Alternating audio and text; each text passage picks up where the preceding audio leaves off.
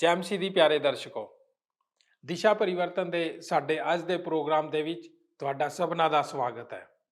ਅਸੀਂ ਉਮੀਦ ਕਰਦੇ ਹਾਂ ਕਿ ਤੁਸੀਂ ਸਾਰੇ ਚੰਗੇ ਭਲੇ ਹੋਵੋਗੇ ਅਤੇ ਪਰਮੇਸ਼ਰ ਦੇ ਵਚਨ ਦਾ ਆਨੰਦ ਮਾਣ ਰਹੇ ਹੋਵੋਗੇ। ਦੋਸਤੋ, ਅਸੀਂ ਆਪਣੇ ਪਿਛਲੇ ਪ੍ਰੋਗਰਾਮ ਦੇ ਵਿੱਚ ਸਾਡੇ ਵਿਸ਼ੇ ਹਨੇਰੇ ਵਿੱਚ ਸਫ਼ਰ ਦੇ ਬਾਰੇ ਸਿੱਖ ਰਹੇ ਸੀ। ਅਸੀਂ ਪਤਰਸ ਦੇ ਬਾਰੇ ਗੌਰ ਕਰ ਰਹੇ ਸੀ, ਜੋ ਕਿ ਇੱਕ ਵਿਸ਼ਵਾਸ ਨਾਲ ਭਰਿਆ ਹੋਇਆ ਚੇਲਾ ਸੀ ਅਤੇ ਉਹ ਪੂਰੀ ਤਰ੍ਹਾਂ ਵਿਸ਼ਵਾਸਯੋਗ ਵੀ ਸੀ। ਪਰ ਜਦੋਂ ਪ੍ਰਭੂ ਯਿਸੂ ਜੀ ਦਾ ਸਲੀਬੀ ਸਫ਼ਰ ਸ਼ੁਰੂ ਹੁੰਦਾ ਹੈ, ਉਹਨਾਂ ਦੇ ਦੁੱਖ ਦੇ ਸਮੇਂ ਤੇ ਉਹ ਪ੍ਰਭੂ ਯਿਸੂ ਜੀ ਨੂੰ ਪਛਾਣਨ ਤੋਂ ਇਨਕਾਰ ਕਰ ਦਿੰਦਾ ਹੈ। ਅਸੀਂ ਜਾਣਿਆ ਕਿ ਉਹਦਾ ਅਤ ਆਤਮ ਵਿਸ਼ਵਾਸ ਉਹਨੂੰ ਮੁਸੀਬਤ ਦੇ ਵਿੱਚ ਪਾ ਦਿੰਦਾ ਹੈ।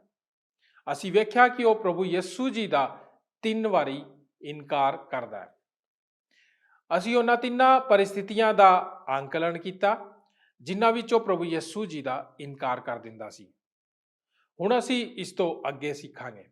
ਸਾਡੇ ਪਿਛਲੇ ਪ੍ਰੋਗਰਾਮ ਦਾ ਬਾਕੀ ਦਾ ਹਿੱਸਾ ਸਾਡੇ ਅੱਜ ਦੇ ਪ੍ਰੋਗਰਾਮ ਦੇ ਵਿੱਚ ਵੀ ਜਾਰੀ ਰਹੇਗਾ। ਸੋ ਦੋਸਤੋ, ਕੀ ਤੁਸੀਂ ਤਿਆਰ ਹੋ ਆਪਣੇ ਅੱਜ ਦੇ ਬਾਈਬਲ ਅਧਿਐਨ ਦੇ ਲਈ? ਤਾਂ ਫਿਰ ਆਓ, ਸਮੇਂ ਨੂੰ ਬਹੁਮੂਲ ਸਮਝਦੇ ਹੋਏ ਛੇਤੀ ਨਾਲ ਆਪਣੇ ਅਧਿਐਨ ਦੇ ਵੱਲ ਚੱਲਦੇ ਹਾਂ। ਅਤੇ ਬਹੁਤ ਲੋਕ ਵਿਸ਼ਵਾਸ ਕਰਦੇ ਹਨ ਕਿ ਪ੍ਰਭੂ ਨੇ ਆਪਣੇ ਜੀ ਉੱਠਣ ਤੋਂ ਬਾਅਦ ਸ਼ਮਾ ਨੂੰ ਨਿੱਜੀ ਤੌਰ ਤੇ ਭਾਲਿਆ ਤਾਂ ਕਿ ਉਹ ਉਸ ਨਾਲ ਗੱਲ ਕਰ ਸਕੇ ਅਤੇ ਉਸ ਨੂੰ ਪਿਆਰ ਕਰ ਸਕੇ ਅਤੇ ਉਸ ਨੂੰ ਮਾਫ ਕਰ ਸਕੇ। ਅਤੇ ਅਖੀਰ ਉਹ ਇਹ ਲੋਕਾਂ ਸਾਹਮਣੇ ਕਰਨ ਜਾ ਰਿਹਾ ਹੈ। ਪਰ ਮੈਂ ਨਹੀਂ ਜਾਣਦਾ ਕਿ ਯਿਸੂ ਦੇ ਜੀ ਉੱਠਣ ਤੋਂ ਬਾਅਦ ਉਸ ਮੁਲਾਕਾਤ ਵਿੱਚ ਕੀ ਹੋਇਆ ਜੋ ਉਸ ਦੀ ਸ਼ਮਾ ਨਾਲ ਹੋਈ ਸੀ। ਪਰ ਮੈਂ ਆਪਣੇ ਪ੍ਰਭੂ ਦੇ ਦਿਲ ਨੂੰ ਜਾਣਦਾ ਹਾਂ ਅਤੇ ਇਹ ਮਾਫ ਕਰਨ ਵਾਲਾ ਅਤੇ ਕਿਰਪਾ ਵਾਲਾ ਦਿਲ ਹੈ। ਅਤੇ ਹਾਂ, ਪਤਰਸ ਨੇ ਜੋ ਕੀਤਾ ਉਹ ਬਹੁਤ ਬੁਰਾ ਸੀ। ਉਸ ਨੇ ਜੋ ਕੀਤਾ ਉਹ ਦੁਖਦਾਇਕ ਸੀ, ਪਰ ਉਸ ਨੇ ਆਪਣੇ ਪਿਤਾ ਅਤੇ ਆਪਣੇ ਪ੍ਰਭੂ ਦੇ ਪਿਆਰ ਨੂੰ ਨਹੀਂ ਛੱਡਿਆ। ਨੰਬਰ 3, ਪਤਰਸ ਦੇ ਇਨਕਾਰ ਦੇ ਕਾਰਨ। ਖੈਰ, ਇਹ ਹੈ ਪਤਰਸ ਦੇ ਇਨਕਾਰ ਅਤੇ ਉਸ ਦੇ ਨਤੀਜਿਆਂ ਦੀ ਲਿਖਤ, ਅਤੇ ਮੈਂ ਤੁਹਾਨੂੰ ਵਿਖਾਉਣ ਜਾ ਰਿਹਾ ਹਾਂ ਕਿ ਪ੍ਰਭੂ ਨੇ ਕਿਵੇਂ ਪਤਰਸ ਨੂੰ ਬਹਾਲ ਕੀਤਾ। ਇਸ ਲਈ ਕਿਰਪਾ ਕਰਕੇ ਪਤਰਸ ਨੂੰ ਉਸ ਹਾਲਤ ਵਿੱਚ ਨਾ ਰਹਿਣ ਦਿਓ ਜਿਸ ਵਿੱਚ ਉਹ ਹੁਣ ਹੈ। ਪਰ ਮੈਂ ਅੱਜ ਤੁਹਾਨੂੰ ਬਾਕੀ ਦੀ ਕਹਾਣੀ ਨਹੀਂ ਦੱਸ ਸਕਦਾ, ਮੇਰੇ ਕੋਲ ਸਮਾਂ ਨਹੀਂ ਹੈ। ਪਰ ਇਸ ਤੋਂ ਪਹਿਲਾਂ ਕਿ ਅੱਜ ਅਸੀਂ ਆਪਣੀਆਂ ਬਾਈਬਲਾਂ ਬੰਦ ਕਰੀਏ, ਮੈਂ ਸੋਚਦਾ ਹਾਂ ਕਿ ਸਾਡੇ ਲਈ ਚੰਗਾ ਹੈ ਕਿ ਅਸੀਂ ਇਸ ਸਾਰੀ ਗੱਲਬਾਤ ਦਾ ਮੁਆਇਨਾ ਕਰੀਏ ਅਤੇ ਆਪਣੇ ਆਪ ਨੂੰ ਪੁੱਛੀਏ, ਇਹ ਕਿਵੇਂ ਹੋਇਆ ਹੈ? ਕਿਉਂਕਿ ਅਸੀਂ ਇਸ ਤਰ੍ਹਾਂ ਹੀ ਸਿੱਖਣ ਜਾ ਰਹੇ ਹਾਂ। ਬਾਈਬਲ ਸਾਨੂੰ ਸਾਡੇ ਉਦਾਹਰਣ ਲਈ ਦਿੱਤੀ ਗਈ ਹੈ ਤਾਂ ਕਿ ਅਸੀਂ ਉਹਨਾਂ ਗੱਲਾਂ ਨੂੰ ਸਿੱਖ ਸਕੀਏ ਜੋ ਹੁੰਦੀਆਂ ਹਨ। ਮੈਂ ਉਹ ਗਲਤੀ ਨਹੀਂ ਕਰਨਾ ਚਾਹੁੰਦਾ ਜੋ ਪਤਰਸ ਨੇ ਕੀਤੀ। ਮੈਨੂੰ ਯਕੀਨ ਹੈ ਕਿ ਮੈਂ ਆਪਣੀਆਂ ਗਲਤੀਆਂ ਕਰਾਂਗਾ, ਪਰ ਮੈਂ ਉਸ ਇਲਾਕੇ ਵਿੱਚ ਨਹੀਂ ਜਾਵਾਂਗਾ ਜਿੱਥੇ ਪਤਰਸ ਪਹਿਲਾਂ ਹੀ ਜਾ ਚੁੱਕਾ ਹੈ। ਇਸ ਲਈ ਅਸੀਂ ਪਤਰਸ ਦੀ ਅਸਫਲਤਾ ਤੋਂ ਕੀ ਸਿੱਖ ਸਕਦੇ ਹਾਂ ਜੋ ਸਾਡੀ ਮਦਦ ਕਰ ਸਕੇ। ਅਤੇ ਮੇਰੇ ਕੋਲ 5 ਗੱਲਾਂ ਹਨ ਜੋ ਮੈਂ ਚਾਹੁੰਦਾ ਹਾਂ ਕਿ ਤੁਸੀਂ ਲਿਖ ਲਵੋ ਅਤੇ ਮੈਂ ਉਹਨਾਂ ਨੂੰ ਛੇਤੀ-ਛੇਤੀ ਦੱਸਾਂਗਾ। ਪਰ ਜੇ ਤੁਸੀਂ ਉਹਨਾਂ ਨੂੰ ਅਪਣਾ ਲਓ ਤੇ ਤੁਹਾਡੀ ਜ਼ਿੰਦਗੀ ਵਿੱਚ ਵੱਡਾ ਫਰਕ ਪੈਦਾ ਕਰਨਗੀਆਂ। ਸਭ ਤੋਂ ਪਹਿਲਾਂ, ਕੋਈ ਵੀ ਅਚਾਨਕ ਦੋਸ਼ਪੂਰਨ ਨਹੀਂ ਹੁੰਦਾ। ਕਦਮ ਗੁਪਤ ਹੋ ਸਕਦੇ ਹਨ, ਪਰ ਉਹ ਮੌਜੂਦ ਹਨ ਅਤੇ ਮੈਂ ਚਾਹੁੰਦਾ ਹਾਂ ਕਿ ਤੁਸੀਂ ਵੇਖੋ ਕਿ ਕੀ ਹੋਇਆ ਅਤੇ ਪਤਰਸ ਦੀ ਜ਼ਿੰਦਗੀ ਵਿੱਚ ਕੀ ਚੱਲ ਰਿਹਾ ਸੀ। ਭਾਗ ਊੜਾ, ਉਹ ਘਮੰਡ ਨਾਲ ਭਰਿਆ ਹੋਇਆ ਸੀ। ਸਭ ਤੋਂ ਪਹਿਲਾਂ ਪਤਰਸ ਘਮੰਡ ਨਾਲ ਭਰਿਆ ਹੋਇਆ ਸੀ। ਕੀ ਤੁਸੀਂ ਨਹੀਂ ਜਾਣਦੇ? ਉਸ ਨੂੰ ਬਹੁਤ ਹੀ ਆਤਮ ਵਿਸ਼ਵਾਸ ਸੀ। ਅਸਲ ਵਿੱਚ ਉਸਨੇ ਸੋਚਿਆ ਕਿ ਉਹ ਦੂਜੇ ਚੇਲਿਆਂ ਨਾਲੋਂ ਜ਼ਿਆਦਾ ਵਫਾਦਾਰ ਸੀ। ਸੁਚੇਤ ਰਹੋ, ਜਦੋਂ ਤੁਸੀਂ ਦੂਜੇ ਮਸੀਹੀ ਲੋਕਾਂ ਖਿਲਾਫ ਖੇਡਣਾ ਸ਼ੁਰੂ ਕਰ ਦਿੰਦੇ ਹੋ। ਉਹ ਇਹ ਕਰ ਸਕਦੇ ਹਨ, ਪਰ ਮੈਂ ਇਹ ਕਦੇ ਨਹੀਂ ਕਰਾਂਗਾ। ਉਹ ਹਾਂ, ਤੁਸੀਂ ਕਰੋਗੇ। ਕੋਈ ਤੁਹਾਨੂੰ ਕਿਸੇ ਮੁਸੀਬਤ ਵਿੱਚ ਪਾ ਦਿੰਦਾ ਹੈ ਅਤੇ ਤੁਸੀਂ ਕਹਿੰਦੇ ਹੋ, ਖੈਰ, ਮੈਂ ਵਿਸ਼ਵਾਸ ਨਹੀਂ ਕਰ ਸਕਦਾ ਕਿ ਉਹ ਇੰਜ ਕਰ ਸਕਦੇ ਹਨ। ਖੈਰ, ਉਹ ਵੀ ਇਹ ਵਿਸ਼ਵਾਸ ਨਹੀਂ ਕਰ ਸਕਦੇ, ਪਰ ਤੁਸੀਂ ਯਕੀਨ ਕਰੋ ਕਿ ਤੁਸੀਂ ਇਹ ਕਰਨ ਦੇ ਯੋਗ ਹੋ। ਪਤਰਸ ਇੰਨਾ ਘਮੰਡੀ ਸੀ। ਕਹੋਤਾ 28 ਦੇ 26 ਐਤ ਕਹਿੰਦੀ ਹੈ, ਜਿਹੜਾ ਆਪਣੇ ਆਪ ਉੱਤੇ ਹੀ ਭਰੋਸਾ ਰੱਖਦਾ ਹੈ ਉਹ ਮੂਰਖ ਹੈ। ਯਸੂ ਦੀਆਂ ਚੇਤਾਵਨੀਆਂ ਵੱਲ ਮਾਮੂਲੀ ਧਿਆਨ ਦੇਣ ਦੀ ਬਜਾਏ, ਉਸ ਦੇ ਸਵਾਮੀ ਨੂੰ ਸੁਣਨ ਦੀ ਬਜਾਏ ਅਤੇ ਖੁਦ ਅਜਮਾਇਸ਼ ਦੀ ਕੜੀ ਖਿਲਾਫ ਸ਼ਾਸਤਰ ਧਾਰਨ ਦੀ ਬਜਾਏ, ਪਤਰਸ ਨੇ ਆਪਣੀ ਸਾਮਰਥ ਤੇ ਘਮੰਡ ਕੀਤਾ। ਉਸ ਨੇ ਕਿਹਾ, ਮੈਂ ਇਹ ਕਦੇ ਨਹੀਂ ਕਰਾਂਗਾ। ਪ੍ਰਭੂ ਯਿਸੂ, ਤੂੰ ਮੇਰੇ ਤੇ ਭਰੋਸਾ ਕਰ ਸਕਦਾ ਹੈ। ਤੂੰ ਭਾਵੇਂ ਇਹਨਾਂ ਬਾਕੀ ਚੇਲਿਆਂ ਤੇ ਭਰੋਸਾ ਨਾ ਕਰ, ਤੂੰ ਮੇਰੇ ਤੇ ਭਰੋਸਾ ਕਰ ਸਕਦਾ ਹੈ। ਪ੍ਰਭੂ, ਸਿਰਫ ਤੂੰ ਅਤੇ ਮੈਂ, ਅਸੀਂ ਇਸ ਵਿੱਚੋਂ ਦੋਵੇਂ ਗੁਜ਼ਰਾਂਗੇ। ਪ੍ਰਭੂ, ਮੈਂ ਤੇਰਾ ਬੰਦਾ ਹਾਂ। ਵਾਹ! ਕਿਸੇ ਨੇ ਕਿਹਾ ਹੈ, ਪਤਰਸ ਨੇ ਉਸ ਦੀ ਆਪਣੀ ਸਾਮਰਥ ਵਿੱਚ ਘਮੰਡ ਕੀਤਾ। ਜਦੋਂ ਪਲੂਸ ਨੇ ਦੂਜਾ ਕਰੰਥੀਆਂ 12:10 ਵਿੱਚ ਲਿਖਿਆ, ਜਦੋਂ ਮੈਂ ਨਿਰਬਲ ਹੁੰਦਾ ਹਾਂ ਤਦੋਂ ਹੀ ਮੈਂ ਸਾਮਰਥੀ ਹੁੰਦਾ ਹਾਂ। ਪਤਰਸ ਪਾਲੂਸ ਦੇ ਇਸ ਬਿਆਨ ਦੀ ਇੱਕ ਉਲਟ ਉਦਾਹਰਨ ਹੈ, ਕਿਉਂਕਿ ਪਤਰਸ ਜਦੋਂ ਉਹ ਸਾਮਰਥੀ ਸੀ ਤਦੋਂ ਉਹ ਨਿਰਬਲ ਸੀ। ਜਦੋਂ ਪਤਰਸ ਉਸ ਦੀ ਆਪਣੀ ਸਾਮਰਥ ਵਿੱਚ ਤਕੜਾ ਬਣਿਆ, ਉਹ ਨਿਰਬਲ ਸੀ, ਕਿਉਂਕਿ ਉਹ ਸਮਝ ਨਹੀਂ ਪਾਇਆ ਕਿ ਉਹ ਕਿੰਨਾ ਕਮਜ਼ੋਰ ਸੀ। ਮੈਂ ਤੁਹਾਡਾ ਪਾਸਟਰ ਹੋਣ ਦੇ ਨਾਤੇ ਬਹੁਤ ਵਾਰ ਇਸ ਗੱਲ ਦਾ ਜ਼ਿਕਰ ਕੀਤਾ ਹੈ। ਤੁਹਾਡੇ ਵਿੱਚੋਂ ਬਹੁਤ ਸਾਰੇ ਜੋ ਇੱਥੇ ਕਈ ਸਾਲਾਂ ਤੋਂ ਹਨ, ਜਾਣਦੇ ਹਨ ਕਿ ਇਹ ਸੱਚ ਹੈ। ਉਹਨਾਂ ਮਨੁੱਖਾਂ ਬਾਰੇ ਅਧਿਐਨ ਕੀਤਾ ਗਿਆ ਹੈ ਜਿਹੜੇ ਸੇਵਕਾਈ ਦੀ ਅਨੈਤਿਕਤਾ ਅਤੇ ਹੋਰਨਾਂ ਖੇਤਰਾਂ ਵਿੱਚ ਡਿੱਗ ਪਏ ਹਨ, ਅਤੇ ਸਿਰਫ ਇੱਕੋ ਹੀ ਗੱਲ ਉਹਨਾਂ ਸਭਨਾਂ ਵਿੱਚ ਆਮ, ਅਤੇ ਉਹ ਇਹ ਨਹੀਂ ਕਿ ਜਿੱਥੇ ਉਹ ਰਹਿੰਦੇ ਹਨ ਜਾਂ ਉਹਨਾਂ ਦੀ ਹਾਲਤ ਜਾਂ ਉਹਨਾਂ ਦੀ ਸੰਸਥਾ ਜਾਂ ਉਹਨਾਂ ਦੀ ਕਲੀਸਿਆ ਵਿੱਚ ਦਬਾਅ। ਉਹਨਾਂ ਬਾਰੇ ਆਮ ਗੱਲ ਹੈ ਉਹਨਾਂ ਦਾ ਕਮਾਂਡ। ਕਮਾਂਡ ਇੱਕ ਗੰਭੀਰ ਸਮੱਸਿਆ ਹੈ। ਜੇ ਤੁਸੀਂ ਸੋਚਦੇ ਹੋ ਕਿ ਤੁਸੀਂ ਪਰਮੇਸ਼ਰ ਤੋਂ ਬਗੈਰ ਠੀਕ ਹੋ, ਤਾਂ ਤੁਸੀਂ ਅਸਫਲਤਾ ਦੇ ਰਾਹ ਤੇ ਹੋ। ਬਾਈਬਲ ਸਾਨੂੰ ਦੱਸਦੀ ਹੈ ਕਿ ਨਹੀਂ, ਡਿੱਗਣ ਤੋਂ ਪਹਿਲਾਂ ਕਮਾਂਡ ਆਉਂਦਾ ਹੈ। ਇਹ ਡਿੱਗਣਾ ਇੱਕ ਘਮੰਡੀ ਮਨ ਕਿੱਧਰ ਲੈ ਕੇ ਜਾਂਦਾ ਹੈ? ਨਾਸ਼। ਇਸ ਲਈ ਪਤਰਸ ਆਪਣੇ ਖੁਦ ਦੇ ਘਮੰਡ ਦਾ ਹਾਦਸਾ ਸੀ। ਭਾਗ ਐੜਾ, ਉਹ ਪ੍ਰਾਰਥਨਾ ਕਰਨ ਵਿੱਚ ਅਸਫਲ ਹੋਇਆ। ਦੂਜੀ ਗੱਲ, ਉਹ ਪ੍ਰਾਰਥਨਾ ਕਰਨ ਵਿੱਚ ਅਸਫਲ ਹੋਇਆ। ਮੈਂ ਸੱਚਮੁੱਚ ਇਹ ਪਹਿਲਾਂ ਕਦੇ ਨਹੀਂ ਵੇਖਿਆ। ਪ੍ਰਸੰਗ ਵਿੱਚ ਵਾਪਸ ਜਾ ਕੇ ਮੱਤੀ ਦੇ ਲੇਖੇ ਜੋਖੇ ਤੇ ਲੂਕਾ ਦੇ ਲੇਖੇ ਜੋਖੇ ਵਿੱਚ ਇੱਥੇ ਇਸ ਕਹਾਣੀ ਵਿੱਚ ਗਤਸ਼ਮਨੀ ਬਾਗ ਵਿੱਚ ਪ੍ਰਭੂ ਯਿਸੂ ਦਾ ਅਨੁਭਵ ਹੈ। ਅਤੇ ਯਾਦ ਕਰੋ, ਮੈਂ ਤੁਹਾਨੂੰ ਦੱਸਿਆ ਸੀ ਕਿ ਹੋਰ 3 ਵੀ ਹਨ। 3 ਵਾਰ ਯਿਸੂ ਨੇ ਪਤਰਸ ਨੂੰ ਪ੍ਰਾਰਥਨਾ ਕਰਨ ਲਈ ਕਿਹਾ ਅਤੇ ਤਿੰਨੋਂ ਹੀ ਵਾਰ ਪਤਰਸ ਨੇ ਇਸ ਨੂੰ ਨਜ਼ਰ ਅੰਦਾਜ਼ ਕੀਤਾ। ਨੰਬਰ 1, ਜਦੋਂ ਉਹ ਗਤਸ਼ਮਨੀ ਬਾਗ ਵਿੱਚ ਦਾਖਲ ਹੋਇਆ, ਯਿਸੂ ਨੇ ਉਹਨਾਂ ਨੂੰ ਪ੍ਰਾਰਥਨਾ ਕਰਨ ਲਈ ਕਿਹਾ। ਪਹਿਲੀ ਵਾਰ ਜਦੋਂ ਉਹ ਗਤਸ਼ਮਨੀ ਬਾਗ ਵਿੱਚ ਦਾਖਲ ਹੋਇਆ, ਯਿਸੂ ਨੇ ਉਹਨਾਂ ਨੂੰ ਪ੍ਰਾਰਥਨਾ ਕਰਨ ਲਈ ਕਿਹਾ। ਲੂਕਾ 22:40 ਔਰ ਉਸ ਥਾਂ ਅੱਪੜ ਕੇ ਉਸਨੇ ਉਹਨਾਂ ਨੂੰ ਆਖਿਆ, ਪ੍ਰਾਰਥਨਾ ਕਰੋ ਜੋ ਤੁਸੀਂ ਪਰਤਿਆਵੇ ਵਿੱਚ ਨਾ ਪਵੋ। ਪਤਰਸ ਨੂੰ ਜੋ ਹੋਇਆ ਉਸ ਲਈ ਇੱਕ ਬਹੁਤ ਹੀ ਚੰਗੀ ਸਲਾਹ ਜਾਪਦੀ ਹੈ ਕਿ ਨਹੀਂ? ਨੰਬਰ 2, ਜਦੋਂ ਉਹ ਵਾਪਸ ਆਇਆ ਅਤੇ ਉਹਨਾਂ ਨੂੰ ਸੁੱਤੇ ਪਾਇਆ, ਫਿਰ ਉਸਨੇ ਉਹਨਾਂ ਨੂੰ ਪ੍ਰਾਰਥਨਾ ਕਰਨ ਲਈ ਕਿਹਾ। ਜਦੋਂ ਉਹ ਵਾਪਸ ਆਇਆ ਅਤੇ ਉਹਨਾਂ ਨੂੰ ਸੁੱਤੇ ਪਾਇਆ, ਮੱਤੀ 26:40-41 ਵਿੱਚ, ਫਿਰ ਉਸਨੇ ਉਹਨਾਂ ਨੂੰ ਕਰਨ ਲਈ ਪ੍ਰਾਰਥਨਾ ਆਖਿਆ ਅਤੇ ਚੇਲਿਆਂ ਦੇ ਕੋਲ ਆਣ ਕੇ ਉਹਨਾਂ ਨੂੰ ਸੁੱਤੇ ਹੋਏ ਵੇਖਿਆ ਤੇ ਪਤਰਸ ਨੂੰ ਆਖਿਆ, ਇਹ ਕੀ, ਤੇਤੋਂ ਮੇਰੇ ਨਾਲ ਇੱਕ ਘੜੀ ਵੀ ਨਾ ਜਾਗ ਹੋਇਆ? ਯਾਦ ਕਰੋ, ਉਸਨੇ ਇਹ ਪਤਰਸ ਨੂੰ ਕਿਹਾ, ਪਤਰਸ, ਕੀ ਤੇਰੇ ਕੋਲੋਂ ਮੇਰੇ ਨਾਲ ਇੱਕ ਘੜੀ ਵੀ ਨਹੀਂ ਜਾਗ ਹੋਇਆ? ਜਾਗੋ ਅਤੇ ਪ੍ਰਾਰਥਨਾ ਕਰੋ ਜੋ ਤੁਸੀਂ ਪਰਤਿਆਵੇ ਵਿੱਚ ਨਾ ਪਾਓ। ਆਤਮਾ ਤੇ ਤਿਆਰ ਹੈ ਪਰ ਸਰੀਰ ਕਮਜ਼ੋਰ ਹੈ। ਵਾਹ! ਪਤਰਸ ਦੀ ਜ਼ਿੰਦਗੀ ਵਿੱਚ ਇਹ ਹੋਣਾ ਹੀ ਸੀ। ਨੰਬਰ 3, ਜਦੋਂ ਭੀੜ ਯਿਸੂ ਨੂੰ ਗ੍ਰਿਫਤਾਰ ਕਰਨ ਲਈ ਪਹੁੰਚਣ ਵਾਲੀ ਸੀ, ਉਸਨੇ ਆਪਣੇ ਚੇਲਿਆਂ ਨੂੰ ਪ੍ਰਾਰਥਨਾ ਕਰਨ ਲਈ ਕਿਹਾ। ਅਤੇ ਫਿਰ ਤੀਜੀ ਵਾਰ ਜਦੋਂ ਭੀੜ ਯਿਸੂ ਨੂੰ ਗ੍ਰਿਫਤਾਰ ਕਰਨ ਲਈ ਪਹੁੰਚਣ ਵਾਲੀ ਸੀ, ਉਸਨੇ ਆਪਣੇ ਚੇਲਿਆਂ ਨੂੰ ਫਿਰ ਪ੍ਰਾਰਥਨਾ ਕਰਨ ਲਈ ਕਿਹਾ।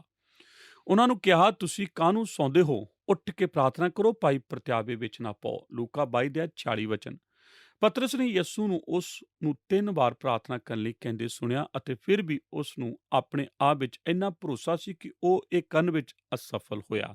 ਕੀ ਇਹ ਉਸ ਨੂੰ ਬਿਆਨ ਕਰਦਾ ਹੈ ਜੋ ਉਸ ਨਾਲ ਹੋਇਆ ਸੀ? ਮੇਰੀ ਬਾਈਬਲ ਦੇ ਸਾਹਮਣੇ ਇੱਕ ਗੱਲ ਲਿਖੀ ਹੋਈ ਹੈ ਜੋ ਕਹਿੰਦੀ ਹੈ, ਪ੍ਰਾਰਥਨਾ ਮੇਰੀ ਨਿਰਭਰਤਾ ਦਾ ਐਲਾਨ ਹੈ।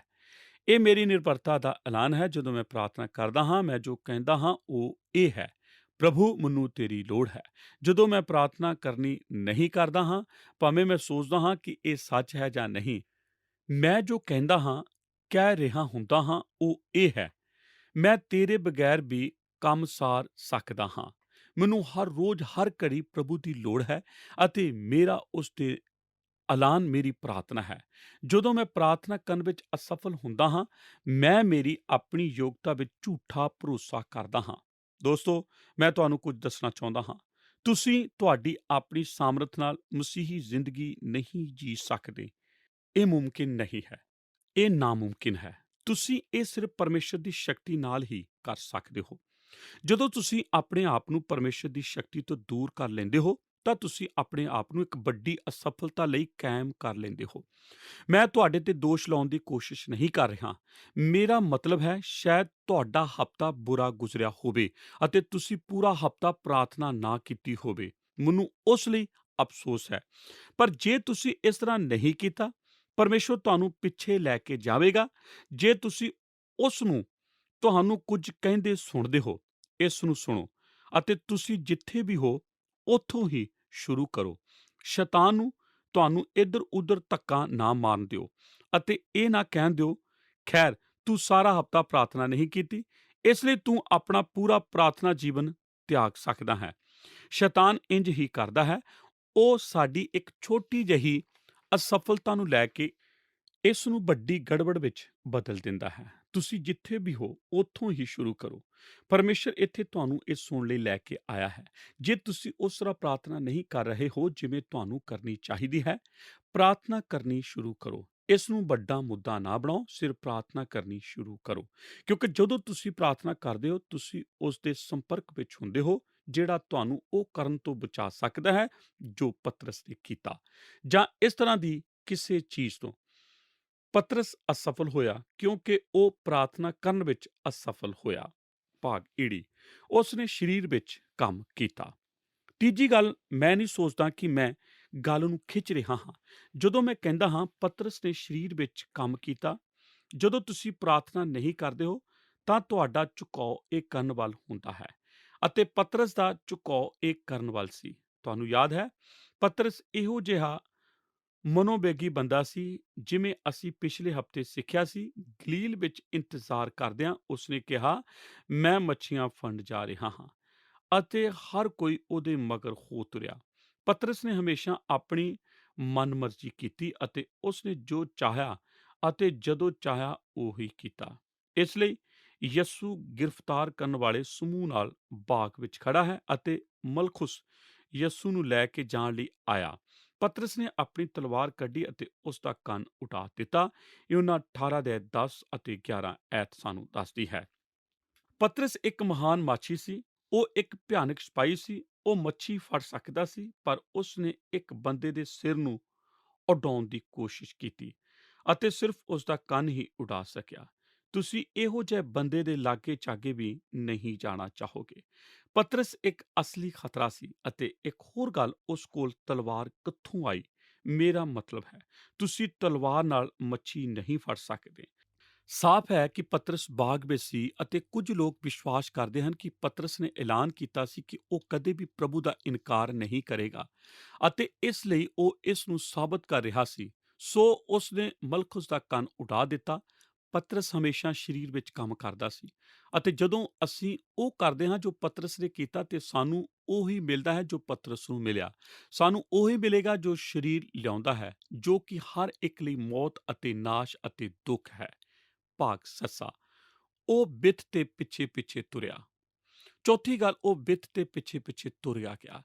ਇਹ ਹੈ ਚੌਥੀ ਗੱਲ ਜੋ ਉਸਨੇ ਕੀਤਾ। ਲੂਕਾ 22 ਅਧਿਆਇ 54 ਐਤ ਕਹਿੰਦੀ ਹੈ, ਤਾਂ ਉਹ ਉਸ ਨੂੰ ਫੜ ਕੇ ਲੈ ਚੱਲੇ ਅਤੇ ਸਰਦਾਰ ਜਾਜਕ ਦੇ ਘਰ ਵਿੱਚ ਲਿਆਏ ਔਰ ਪਤਰਸ ਕੁਝ ਬਿੱਥ ਤੇ ਪਿੱਛੇ-ਪਿੱਛੇ ਤੁਰਿਆ ਗਿਆ। ਪਤਰਸ ਯਿਸੂ ਦੇ ਪਿੱਛੇ ਚੱਲਣਾ ਚਾਹੁੰਦਾ ਸੀ, ਪਰ ਉਹ ਬਿੱਥ ਤੇ ਪਿੱਛੇ-ਪਿੱਛੇ ਤੁਰਿਆ ਗਿਆ ਕਿਉਂਕਿ ਉਹ ਉਸ ਨਾਲ, ਜਿਸ ਨੂੰ ਸਲੀਬ ਤੇ ਚੜ੍ਹਾਇਆ ਜਾਣਾ ਸੀ, ਸਬੰਧ ਰੱਖਣ ਦੇ परिणाਮਾਂ ਤੋਂ ਡਰਦਾ ਸੀ। ਕੀ ਤੁਸੀਂ ਕਦੇ ਉਹਨਾਂ ਲੋਕਾਂ ਨੂੰ ਜਾਣਿਆ ਜਿਹੜੇ ਬਚਣਾ ਚਾਹੁੰਦੇ ਹਨ, ਪਰ ਉਹ ਇਸ ਤਰ੍ਹਾਂ ਨਹੀਂ ਬਚਣਾ ਚਾਹੁੰਦੇ? ਤੁਸੀਂ ਜਾਣਦੇ ਹੋ, ਮੈਂ ਇੱਕ ਬੰਦੇ ਬਾਰੇ ਸੁਣਿਆ ਹੈ ਜਿਸ ਦੀ ਪਤਨੀ ਉਸ ਦੇ ਲਈ ਪ੍ਰਾਰਥਨਾ ਕਰਦੀ ਸੀ ਕਿ ਉਹ ਵੀ ਮਸੀਹ ਵਿੱਚ ਆ ਜਾਵੇ ਅਤੇ ਉਸਨੇ ਸੁਸਮਾਚਾਰ ਸੁਣਿਆ ਅਤੇ ਬਚ ਗਿਆ, ਬਪਤਿਸਮਾ ਲਿਆ ਅਤੇ ਬੈਪਟਿਸਟ ਚਰਚ ਵਿੱਚ ਸ਼ਾਮਲ ਹੋ ਗਿਆ। ਖੈਰ, ਉਹ ਇੱਕ ਮੈਥੋਡਿਸਟ ਸੀ। ਜਦੋਂ ਉਹ ਘਰ ਵਾਪਸ ਆਈ ਅਤੇ ਉਸ ਨੂੰ ਪਤਾ ਲੱਗਾ ਕਿ ਉਸ ਦਾ ਪਤੀ ਬਚ ਗਿਆ ਹੈ ਅਤੇ ਉਸ ਨੇ ਪ੍ਰਭੂ ਨੂੰ ਕਬੂਲ ਕਰ ਲਿਆ ਹੈ, ਉਹ ਬਹੁਤ ਹੀ ਉਤਸ਼ਾਹਿਤ ਹੋਈ। ਜਦੋਂ ਉਸ ਨੂੰ ਪਤਾ ਲੱਗਾ ਕਿ ਉਸ ਨੇ ਬਪਤਿਸਮਾ ਲੈ ਲਿਆ ਹੈ ਅਤੇ ਬੈਪਟਿਸਟ ਚਰਚ ਵਿੱਚ ਸ਼ਾਮਲ ਹੋ ਗਿਆ ਹੈ, ਉਹ ਬਹੁਤ ਉਤਸ਼ਾਹਿਤ ਨਹੀਂ ਹੋਈ। ਉਹ ਚਾਹੁੰਦੀ ਸੀ ਉਸ ਦਾ ਪਤੀ ਬਚ ਜਾਵੇ, ਪਰ ਉਹ ਨਹੀਂ ਸੀ ਚਾਹੁੰਦੀ ਕਿ ਉਹ ਇਸ ਤਰ੍ਹਾਂ ਬਚੇ ਕਿ ਤੁਸੀਂ ਸਮਝ ਗਏ ਹੋ ਮੇਰਾ ਕੀ ਮਤਲਬ ਹੈ। ਬਹੁਤ ਸਾਰੇ ਲੋਕ ਇਸ ਤਰ੍ਹਾਂ ਦੇ ਹਨ। ਤੁਸੀਂ ਜਾਣਦੇ ਹੋ, ਉਹ ਬਚਣਾ ਚਾਹੁੰਦੇ ਹਨ, ਪਰ ਉਹ ਇਸ ਤਰ੍ਹਾਂ ਨਹੀਂ ਬਚਣਾ ਚਾਹੁੰਦੇ ਕਿ ਉਹਨਾਂ ਦੀਆਂ ਜ਼ਿੰਦਗੀਆਂ ਵਿੱਚ ਕੋਈ ਫਰਕ ਪਵੇ। ਅਤੇ ਪਤਰਸ ਪ੍ਰਭੂ ਨਾਲ ਤਦ ਤੱਕ ਹੀ ਜਾਣ ਪਛਾਣ ਰੱਖਣਾ ਚਾਹੁੰਦਾ ਸੀ ਜਦੋਂ ਤੱਕ ਉਹ ਪਿੱਠ ਤੇ ਉਸ ਦੇ ਪਿੱਛੇ ਪਿੱਛੇ ਤੁਰਿਆ ਆਉਂਦਾ ਸੀ। ਸਾਡੇ ਵਿੱਚੋਂ ਕਿੰਨੇ ਲੋਕ ਇਸ ਤਰ੍ਹਾਂ ਕਰਦੇ ਹਨ? ਚਾਰਲਸ ਹੈਂਡਨ ਸਪਰਜਨ ਮਹਾਨ ਅੰਗਰੇਜ਼ ਪ੍ਰਚਾਰਕ ਇੱਕ ਵਾਰ ਇੱਕ ਜਵਾਨ ਕੁੜੀ ਨਾਲ ਗੱਲ ਕਰ ਰਿਹਾ ਸੀ, ਜਿਹੜੀ ਇਸ ਦੁਨੀਆ ਵਿੱਚ ਰਹਿਣ ਦੇ ਨਾਲ ਨਾਲ ਮਸੀਹ ਲਈ ਜਿਉਣ ਦੀ ਕੋਸ਼ਿਸ਼ ਕਰ ਰਹੀ ਸੀ। ਉਹ ਖੁਦ ਯਿਸੂ ਪਿੱਛੇ ਬਿੱਥ ਤੇ ਚੱਲ ਰਹੀ ਸੀ। ਉਸਨੇ ਅਦੁੱਤੀ ਅਤੇ ਤਕਰੀਰ ਢੰਗ ਨਾਲ ਚਾਰਲਸ ਸਪਰਜਨ ਨੇ ਇਸ ਨੂੰ ਉਹਦੇ ਨਾਲ ਜੋੜਿਆ। ਉਸਨੇ ਕਿਹਾ, ਤਿੰਨ ਗੱਲਾਂ ਹਨ ਜੋ ਤੁਸੀਂ ਕਰ ਸਕਦੇ ਹੋ। ਉਹ ਤਿੰਨ ਗੱਲਾਂ ਮੈਂ ਤੁਹਾਡੇ ਸਾਹਮਣੇ ਇੱਕ ਉਦਾਹਰਨ ਦੇ ਰੂਪ ਵਿੱਚ ਰੱਖਾਂਗਾ। ਜਦੋਂ ਅੱਜ ਤੁਸੀਂ ਡੇਰੇ ਵਿੱਚੋਂ ਬਾਹਰ ਜਾਂਦੇ ਹੋ, ਉੱਥੇ ਇੱਕ ਟਰਾਮ ਕਾਰ ਹੋਵੇਗੀ। ਹੁਣ ਉਸ ਕਾਰ ਤੱਕ ਜਾਓ, ਇੱਕ ਪੈਰ ਕਾਰ ਤੇ ਰੱਖੋ ਅਤੇ ਦੂਜਾ ਪੈਰ ਜ਼ਮੀਨ ਤੇ ਰੱਖੋ, ਅਤੇ ਜੇ ਤੁਸੀਂ ਧਰਮ ਕਰਕੇ ਨਹੀਂ ਡਿੱਗੋਗੇ ਤਾਂ ਮੈਂ ਗਲਤ ਹਾਂ। ਫਿਰ ਵੀ ਬਹੁਤ ਸਾਰੇ ਲੋਕ ਦੁਨੀਆ ਦੇ ਨਾਲ ਨਾਲ ਚੱਲਦੇ ਹਨ, ਮਸੀਹ ਨਾਲ ਵੀ ਚੱਲਦੇ ਹਨ, ਅਤੇ ਉਹ ਇਹ ਕਦੇ ਨਹੀਂ ਕਰਨਗੇ, ਪਰ ਬਿਨ ਦੇਰੀ ਉਹ ਭਿਆਨਕ ਰੂਪ ਨਾਲ ਡਿੱਗ ਪੈਣਗੇ।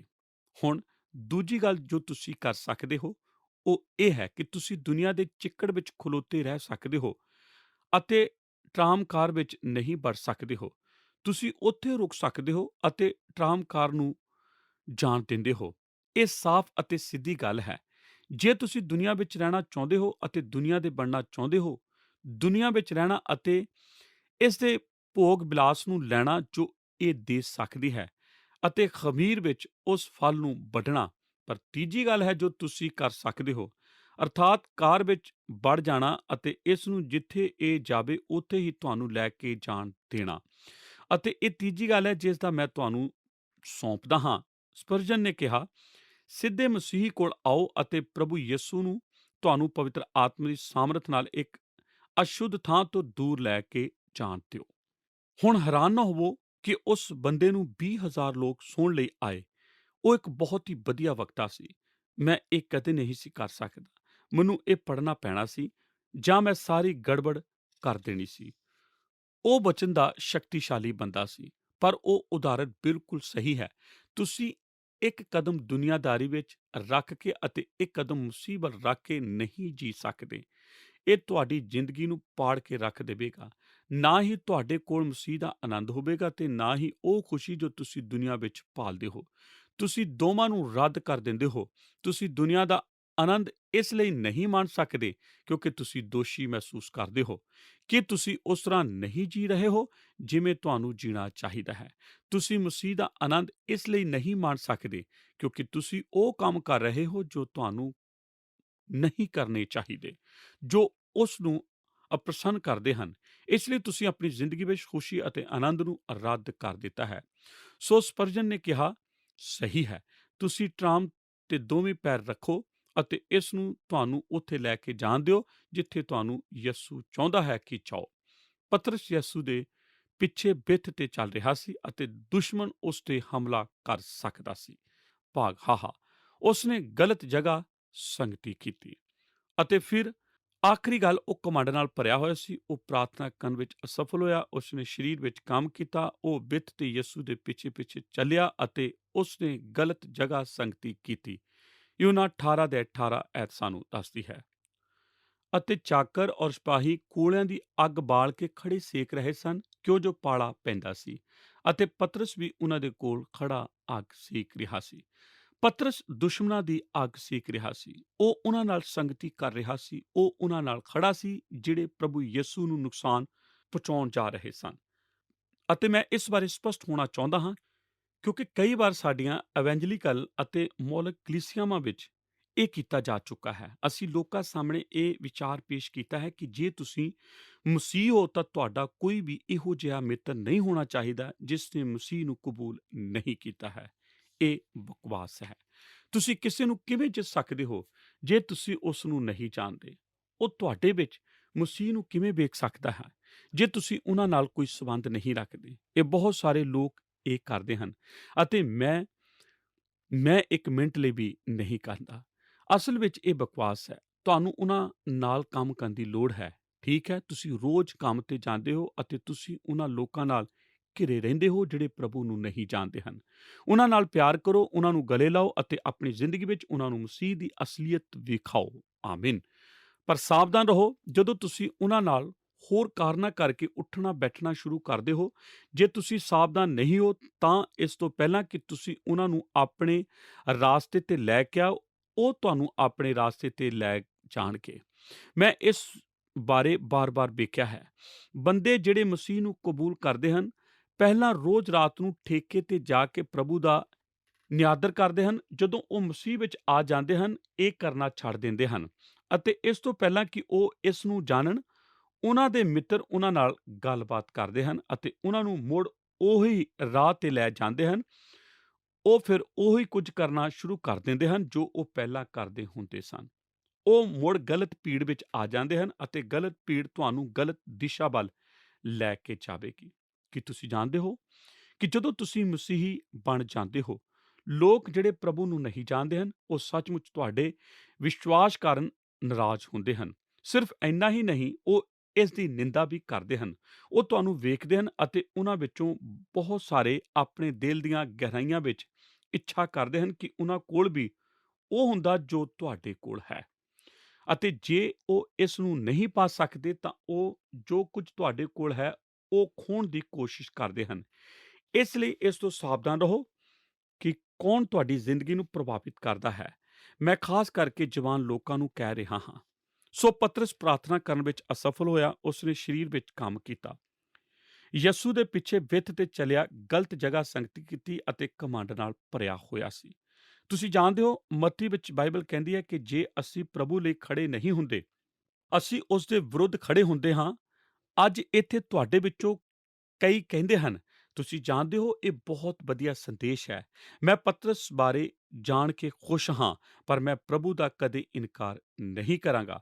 ਜਦੋਂ ਤੁਸੀਂ ਘਰ ਜਾਓ ਤਾਂ ਵੇਖੋ ਮੱਤੀ 20 ਦੇ 30 ਐਤ ਕੀ ਕਹਿੰਦੀ ਹੈ। ਜੋ ਮੇਰੇ ਨਾਲ ਨਹੀਂ ਸੋ ਮੇਰੇ ਵਿਰੁੱਧ ਹੈ। ਮੇਰੇ ਦੋਸਤੋ, ਤੁਹਾਡੇ ਕੋਲ ਵਿਚਕਾਰਲੀ ਜ਼ਮੀਨ ਤੇ ਜਿਉਣ ਦਾ ਸੁੱਖ ਨਹੀਂ ਹੈ। ਜਦੋਂ ਤੁਸੀਂ ਪ੍ਰਭੂ ਨੂੰ ਨਾ ਕਹਿੰਦੇ ਹੋ ਤਾਂ ਤੁਸੀਂ ਦੂਜੇ ਪਾਸੇ ਹੋ। ਜਦੋਂ ਤੁਸੀਂ ਪ੍ਰਭੂ ਨੂੰ ਨਾ ਹਾਂ ਕਹਿੰਦੇ ਹੋ ਤਾਂ ਤੁਸੀਂ ਇਸ ਪਾਸੇ ਹੁੰਦੇ ਹੋ। ਪਰ ਵਿਚਕਾਰਲਾ ਕੋਈ ਥਾਂ ਨਹੀਂ ਹੈ ਜਿੱਥੇ ਤੁਸੀਂ ਕਹਿ ਸਕਦੇ ਹੋ, ਖੈਰ ਪ੍ਰਭੂ, ਮੈਂ ਤੇਰੇ ਨਾਲ ਅੱਧਾ ਹਾਂ ਅਤੇ ਅੱਧਾ ਨਹੀਂ ਹਾਂ। ਯਿਸੂ ਨੇ ਕਿਹਾ, ਤੁਸੀਂ ਜਾਂ ਤਾਂ ਮੈਨੂੰ ਕਬੂਲ ਕਰਦੇ ਹੋ ਜਾਂ ਨਹੀਂ, ਅਤੇ ਕਬੂਲ ਨਾ ਕਰਕੇ ਤੁਸੀਂ ਮੇਰਾ ਇਨਕਾਰ ਕਰਦੇ ਹੋ। ਲੋਕ ਮੈਨੂੰ ਵੱਡੀਆਂ ਸਭਾਵਾਂ ਵਿੱਚ ਹਮੇਸ਼ਾ ਪੁੱਛਦੇ ਹਨ, ਤੁਸੀਂ ਸਵੇਰ ਦੀ ਸਭਾ ਵਿੱਚ ਕਿੰਨੇ ਫੈਸਲੇ ਕਰਵਾਏ ਹਨ? ਮੈਨੂੰ ਕੋਈ ਪਤਾ ਨਹੀਂ। ਮੈਨੂੰ ਸਿਰਫ ਉਹਨਾਂ ਦਾ ਪਤਾ ਹੈ ਜਿਹੜੇ ਅੱਗੇ ਆਏ ਹਨ। ਪਰ ਬਹੁਤ ਸਾਰਿਆਂ ਨੇ ਫੈਸਲਾ ਲਿਆ ਹੈ ਅਤੇ ਕਈਆਂ ਨੇ ਯਿਸੂ ਤੇ ਵਿਸ਼ਵਾਸ ਨਹੀਂ ਕੀਤਾ ਅਤੇ ਉਹ ਯਿਸੂ ਨੂੰ ਜਾਣੇ ਬਿਨਾਂ ਹੀ ਚਲੇ ਗਏ। ਇਸ ਤੇ ਮੇਰਾ ਕੋਈ ਕਾਬੂ ਨਹੀਂ ਹੈ। ਪਰ ਅੱਜ ਮੈਂ ਚਾਹੁੰਦਾ ਹਾਂ ਕਿ ਤੁਸੀਂ ਸਮਝੋ, ਉਹ ਇਹ ਹੈ, ਇੱਥੇ ਉਹ ਲੋਕ ਨਹੀਂ ਹਨ ਜਿਹੜੇ ਲੋਕਾਂ ਵਿੱਚ ਖੜੇ ਹੋ ਕੇ ਕਹਿਣ, ਮੈਂ ਪ੍ਰਭੂ ਦਾ ਇਨਕਾਰ ਕਰਦਾ ਹਾਂ, ਮੈਂ ਉਸ ਨੂੰ ਨਹੀਂ ਜਾਣਦਾ, ਮੇਰਾ ਉਸ ਨਾਲ ਕੋਈ ਲੈਣਾ ਦੇਣਾ ਨਹੀਂ ਹੈ। ਅਸੀਂ ਇਸ ਤਰ੍ਹਾਂ ਕਦੇ ਨਹੀਂ ਕਰਦੇ। ਪਰ ਬਾਈਬਲ ਕਹਿੰਦੀ ਹੈ, ਜਦੋਂ ਅਸੀਂ ਉਸ ਨੂੰ ਕਬੂਲ ਨਹੀਂ ਕਰਦੇ, ਅਸੀਂ ਉਸ ਦਾ ਇਨਕਾਰ ਕਰਦੇ ਹਾਂ। ਜੇ ਅਸੀਂ ਉਸ ਨੂੰ ਕਬੂਲ ਨਹੀਂ ਕਰਦੇ, ਅਸੀਂ ਉਸ ਦਾ ਇਨਕਾਰ ਕੀਤਾ ਹੈ। ਅਤੇ ਅੱਜ ਮੇਰਾ ਤੁਹਾਡੇ ਅੱਗੇ ਸਵਾਲ ਇਹ ਹੈ ਕਿ ਤੁਸੀਂ ਪ੍ਰਭੂ ਨੂੰ ਕਬੂਲ ਕੀਤਾ ਹੈ? ਧੰਨਵਾਦ ਪਿਆਰੇ ਦਰਸ਼ਕੋ, ਕਿ ਤੁਸੀਂ ਆਪਣਾ ਕੀਮਤੀ ਸਮਾਂ ਕੱਢ ਕੇ ਸਾਡੇ ਨਾਲ ਸਾਡੇ ਅੱਜ ਦੇ ਪ੍ਰੋਗਰਾਮ ਦੇ ਵਿੱਚ ਸ਼ਾਮਿਲ ਹੋਏ ਹੋ ਅਤੇ ਅਖੀਰ ਤੱਕ ਸਾਡੇ ਨਾਲ ਬਣੇ ਰਹੇ। ਅਸੀਂ ਉਮੀਦ ਕਰਦੇ ਹਾਂ ਕਿ ਤੁਹਾਨੂੰ ਸਾਡਾ ਅੱਜ ਦਾ ਪ੍ਰੋਗਰਾਮ ਪਸੰਦ ਆਇਆ ਹੋਵੇਗਾ। ਸਾਡੇ ਅੱਜ ਦੇ ਪ੍ਰੋਗਰਾਮ ਦੇ ਵਿੱਚ ਅਸੀਂ ਪਤਰਸ ਦੇ ਪ੍ਰਭੂ ਯਿਸੂ ਮਸੀਹ ਜੀ ਦਾ ਇਨਕਾਰ ਕਰਨ ਬਾਰੇ ਗੱਲਬਾਤ ਕਰ ਰਹੇ ਸੀ। ਅਸੀਂ ਜਾਣਿਆ ਕਿ ਪ੍ਰਭੂ ਯਿਸੂ ਜੀ ਦਾ ਦਿਲ ਮਾਫ ਕਰਨ ਵਾਲਾ ਅਤੇ ਕਿਰਪਾ ਵਾਲਾ ਦਿਲ ਹੈ। ਅਸੀਂ ਜਾਣਿਆ ਕਿ ਪਤਰਸ ਨੇ ਜੋ ਕੀਤਾ ਉਹ ਬਹੁਤ ਬੁਰਾ ਸੀ। ਉਹਨੇ ਜੋ ਕੀਤਾ ਉਹ ਦੁਖਦਾਈ ਸੀ, ਪਰ ਯਿਸੂ ਜੀ ਨੇ ਫਿਰ ਵੀ ਉਹਨੂੰ ਮਾਫ ਕੀਤਾ ਅਤੇ ਉਸ ਉੱਤੇ ਭਰੋਸਾ ਕੀਤਾ। ਅਸੀਂ ਆਪਣੇ ਅੱਜ ਦੇ ਅਧਿਐਨ ਦੇ ਵਿੱਚ ਪਤਰਸ ਦੇ ਇਨਕਾਰ ਦੇ ਕਾਰਨਾਂ ਨੂੰ ਜਾਣਿਆ। ਅਸੀਂ ਇਹਨਾਂ ਇਨਕਾਰ ਦੇ 5 ਕਾਰਨਾਂ ਨੂੰ ਜਾਣਿਆ। ਅਸੀਂ ਜਾਣਿਆ ਕਿ ਉਹ ਘਮੰਡ ਨਾਲ ਭਰਿਆ ਹੋਇਆ ਸੀ। ਉਹਨੇ ਸੋਚਿਆ ਕਿ ਉਹ ਦੂਜੇ ਚੇਲਿਆਂ ਤੋਂ ਜ਼ਿਆਦਾ ਵਫਾਦਾਰ ਹੈ। ਅਸੀਂ ਜਾਣਿਆ ਕਿ ਪਤਰਸ ਨੇ ਪ੍ਰਭੂ ਯਿਸੂ ਜੀ ਦੀ ਗੱਲ ਨੂੰ ਸੁਣਨ ਦੀ ਬਜਾਏ ਆਪਣੀ ਤਾਕਤ ਦੇ ਉੱਤੇ ਘਮੰਡ ਕੀਤਾ ਦੋਸਤੋ, ਜਦੋਂ ਅਸੀਂ ਆਪਣੀ ਤਾਕਤ ਦੇ ਉੱਤੇ ਭਰੋਸਾ ਕਰਦੇ ਹਾਂ ਤਾਂ ਅਸਲ ਦੇ ਵਿੱਚ ਅਸੀਂ ਤਾਕਤਵਰ ਨਹੀਂ ਸਗੋਂ ਕਮਜ਼ੋਰ ਹੁੰਦੇ ਹਾਂ, ਕਿਉਂਕਿ ਅਸੀਂ ਆਪਣੇ ਆਪ ਨੂੰ ਸਮਝ ਨਹੀਂ ਪਾਉਂਦੇ ਕਿ ਅਸੀਂ ਕਿੰਨੇ ਕਮਜ਼ੋਰ ਹਾਂ। ਘਮੰਡ ਵਿੱਚ ਗੰਭੀਰ ਸਮੱਸਿਆ ਹੈ, ਸਾਨੂੰ ਇਸ ਤੋਂ ਬਚਣਾ ਚਾਹੀਦਾ ਹੈ। ਇਸ ਤੋਂ ਬਾਅਦ ਅਸੀਂ ਜਾਣਿਆ ਕਿ ਪਤਰਸ ਪ੍ਰਾਰਥਨਾ ਦੇ ਵਿੱਚ ਅਸਫਲ ਹੋਇਆ। ਅਸੀਂ ਵੇਖਿਆ ਕਿ ਜਦੋਂ ਪ੍ਰਭੂ ਯਿਸੂ ਜੀ ਨੇ ਪਤਰਸ ਨੂੰ ਪ੍ਰਾਰਥਨਾ ਕਰਨ ਦੇ ਲਈ ਕਿਹਾ ਤਾਂ ਉਹ ਅਸਫਲ ਹੋ ਗਿਆ। ਪ੍ਰਭੂ ਯਿਸੂ ਜੀ ਨੇ ਉਹਨੂੰ 3 ਵਾਰੀ ਪ੍ਰਾਰਥਨਾ ਕਰਨ ਨੂੰ ਕਿਹਾ ਅਤੇ ਉਹ ਤਿੰਨੋਂ ਵਾਰੀ ਇਸ ਦੇ ਵਿੱਚ ਅਸਫਲ ਹੋ ਗਿਆ। ਅਸੀਂ ਵੇਖਿਆ ਕਿ ਉਹਨੇ ਸਰੀਰ ਦੇ ਵਿੱਚ ਕੰਮ ਕੀਤਾ। ਫਿਰ ਅਸੀਂ ਇਹ ਵੀ ਵੇਖਿਆ ਕਿ ਉਹ ਬਿੱਥ ਦੇ ਪਿੱਛੇ ਪਿੱਛੇ ਤੁਰਿਆ ਗਿਆ ਅਤੇ ਅਖੀਰ ਦੇ ਵਿੱਚ ਅਸੀਂ ਉਸ ਦੇ ਇਨਕਾਰ ਕਰਨ ਦੇ ਆਖਰੀ ਕਾਰਨ ਨੂੰ ਜਾਣਿਆ ਅਤੇ ਉਹ ਕਾਰਨ ਸੀ ਉਹਨੇ ਗਲਤ ਜਗ੍ਹਾ ਸੰਗਤੀ ਕੀਤੀ। ਦੋਸਤੋ, ਉਮੀਦ ਕਰਦੇ ਹਾਂ ਕਿ ਤੁਹਾਨੂੰ ਸਾਡਾ ਅੱਜ ਦਾ ਪ੍ਰੋਗਰਾਮ ਪਸੰਦ ਆਇਆ ਹੋਵੇਗਾ। ਹੁਣ ਸਾਨੂੰ ਇਜਾਜ਼ਤ ਦਿਓ, ਅਸੀਂ ਆਪਣੇ ਪ੍ਰੋਗਰਾਮ ਨੂੰ ਇੱਥੇ ਹੀ ਸਮਾਪਤ ਕਰਦੇ ਹਾਂ। ਆਓ ਅਖੀਰ ਦੇ ਵਿੱਚ ਪ੍ਰਾਰਥਨਾ ਕਰਦੇ ਹਾਂ।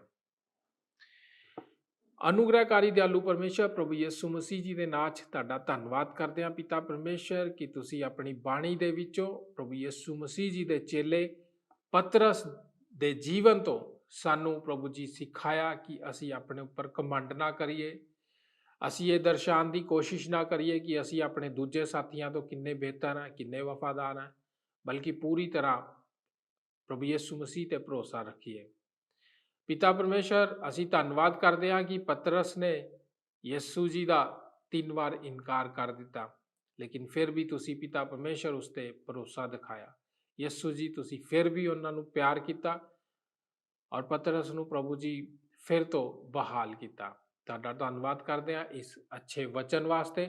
ਇਸ ਵਚਨ ਦੇ ਅਨੁਸਾਰ ਪ੍ਰਭੂ ਜੀ ਸਾਨੂੰ, ਸਾਡੇ ਜਿੰਨੇ ਵੀ ਦਰਸ਼ਕ ਹੈ ਜਿਹੜੇ ਇਸ ਪ੍ਰੋਗਰਾਮ ਨੂੰ ਦੇਖ ਰਹੇ ਆ, ਸਾਰਿਆਂ ਨੂੰ ਤੁਸੀਂ ਬਰਕਤ ਦਿਓ ਤੇ ਉਹਨਾਂ ਨੂੰ ਉਹਨਾਂ ਦੇ ਵਿਸ਼ਵਾਸ ਵਿੱਚ ਮਜ਼ਬੂਤ ਕਰੋ, ਤਾਂ ਕਿ ਪਿਤਾ ਪਰਮੇਸ਼ਵਰ ਕਿਸੇ ਵੀ ਚੀਜ਼ ਦੇ ਵਿੱਚ ਪ੍ਰਭੂ ਜੀ ਉਹ ਜ਼ਰੂਰਤ ਤੋਂ ਜ਼ਿਆਦਾ ਆਤਮ ਵਿਸ਼ਵਾਸ ਨਾ ਦਿਖਾਣ, ਪਰ ਪ੍ਰਭੂ ਜੀ ਜਦ ਕੋਈ ਸਮੱਸਿਆ ਆਂਦੀ ਆ ਤਾਂ ਪ੍ਰਭੂ ਜੀ ਤੁਹਾਡੀ ਅਗਵਾਈ ਦੇ ਹੇਠਾਂ ਪ੍ਰਭੂ ਜੀ ਆਪਣੇ ਕਦਮਾਂ ਨੂੰ ਚੁੱਕਣ। ਪ੍ਰਭੂ ਤੁਹਾਡਾ ਧੰਨਵਾਦ ਕਰਦੇ ਹਾਂ ਇਸ ਅੱਛੇ ਵਚਨ ਵਾਸਤੇ। ਇੱਕ ਵਾਰੀ ਫਿਰ ਤੋਂ ਪ੍ਰਭੂ ਜੀ, ਸਾਡੇ ਜਿੰਨੇ ਵੀ ਦਰਸ਼ਕ ਆ, ਜਿਨ੍ਹਾਂ ਦੀ ਜੋ ਵੀ ਜ਼ਰੂਰਤ ਹੈ, ਜੋ ਵੀ ਸਮੱਸਿਆ ਤੁਸੀਂ ਜਾਣਦੇ ਹੋ, ਪ੍ਰਾਰਥਨਾ ਕਰਦੇ ਹਾਂ ਤੁਸੀਂ ਪ੍ਰਭੂ ਜੀ ਉਹਨਾਂ ਸਾਰਿਆਂ ਦੀ ਜ਼ਰੂਰਤਾਂ ਨੂੰ ਪੂਰਾ ਕਰੋ, ਬਿਮਾਰੀਆਂ ਤੋਂ ਆਜ਼ਾਦ ਕਰੋ, ਲੋਕਾਂ ਦੇ ਜਿਹੜੇ ਕੰਮਕਾਰ ਰੁਕੇ ਹੋਏ ਆ ਪ੍ਰਭੂ ਯਿਸੂ ਮਸੀਹ ਜੀ ਤੁਹਾਡੇ ਅਨੁਗ੍ਰਹਿ ਦੇ ਦੁਆਰਾ ਉਹ ਚੱਲਣ ਲੱਗ ਜਾਣ। ਧੰਨਵਾਦ ਦਿੰਦੇ ਆ ਇਸ ਅੱਛੇ ਵਚਨ ਵਾਸਤੇ, ਇਸ ਸਮੇਂ ਵਾਸਤੇ ਜੋ ਤੁਸੀਂ ਸਾਨੂੰ ਦਿੱਤਾ ਪਿਤਾ ਪਰਮੇਸ਼ਰ। ਯਿਸੂ ਨਾਸਰੀ ਜੀ ਦੇ ਨਾਂ 'ਚ ਇਸ ਪ੍ਰਾਰਥਨਾ ਨੂੰ ਮੰਗਦੇ ਹਾਂ, ਆਮੀਨ। ਸਾਰਿਆਂ ਨੂੰ ਜੈ ਮਸੀਹ ਦੀ। ਪ੍ਰਭੂ ਤੁਹਾਨੂੰ ਸਾਰਿਆਂ ਨੂੰ ਆਸ਼ੀਸ਼ ਦੇਵੇ। ਕੀ ਤੁਹਾਨੂੰ ਇਹ ਪ੍ਰੋਗਰਾਮ ਪਸੰਦ ਆਇਆ? ਹੁਣੇ ਸਾਨੂੰ ਇੱਕ ਮਿਸ ਕਾਲ ਦਿਓ ਤੇ ਤੁਸੀਂ ਅਗਲੇ ਜੇਤੂ ਹੋ ਸਕਦੇ ਹੋ।